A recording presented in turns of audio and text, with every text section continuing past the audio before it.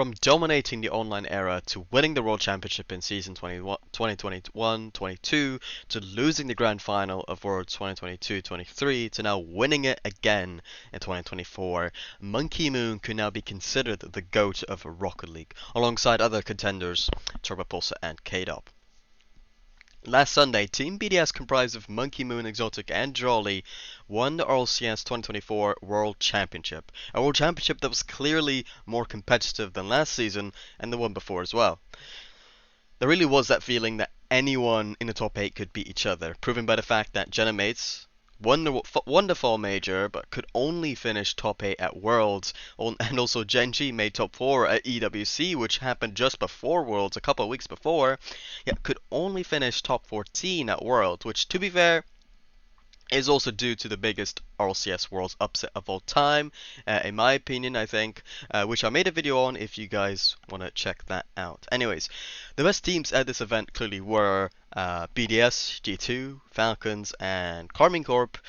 Oftentimes just one double commit, one overcommit, one bad 50-50, one bad shot would result in the other team narrowly taking the victory. Team BDS were the best team in this event, with probably the biggest contribution being their consistency. I predicted Team Falcons to win this event, and to be fair, I do actually think that they clearly have the highest peak, but their slow start in their semi-final led to their demise. In contrast, Team BDS's composure could not be shaken, and I'll show you some examples actually of how Team Falcons choked against Team BDS. Alright, so mistake 1, looking at TRK's perspective, a double commit coming out in game 1, which was, I think this was the deciding goal of game number 1.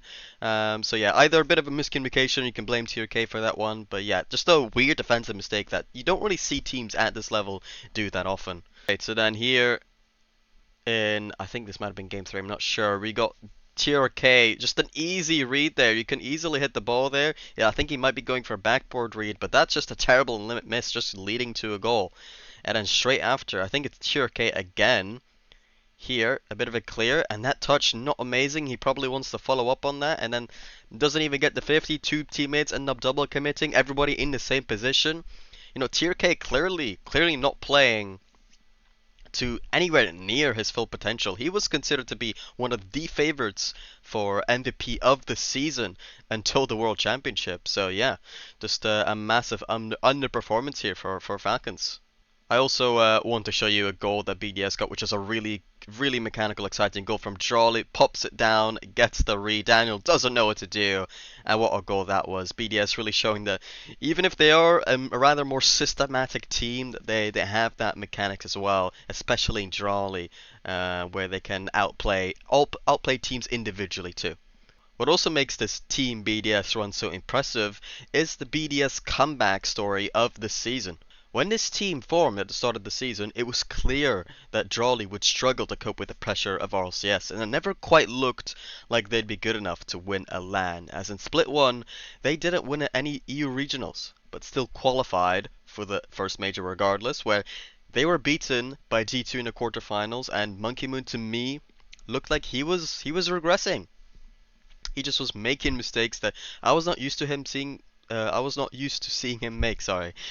Things like defensive backboard reads that he wasn't quite getting the way he used to. But then in Split 2, Team BDS looked much better, winning 2 of the 3 EU regionals, and Monkey Moon having some clear pop-off moments, clearly showing that if he was regressing before, that he was now definitely back to the top of his game.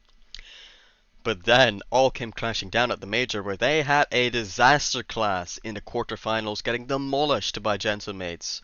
Everyone thought BDS should have at least finished top 2 that major, yet they were disappointing in the end.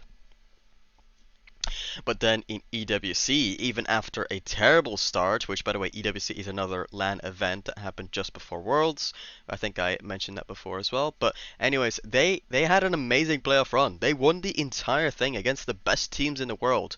And they were able to replicate that performance here at the World Championship to prove that they are the best team in the world and have that character that Falcons just lack a little bit of.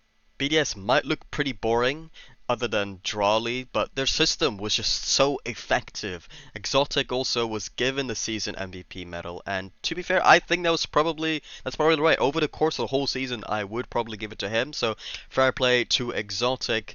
BDS, they played an amazing World Championship. They won back-to-back lands a couple of weeks from each other. So, we have to admit that during this period, Team BDS are just simply the better team, the best team in the world, rather.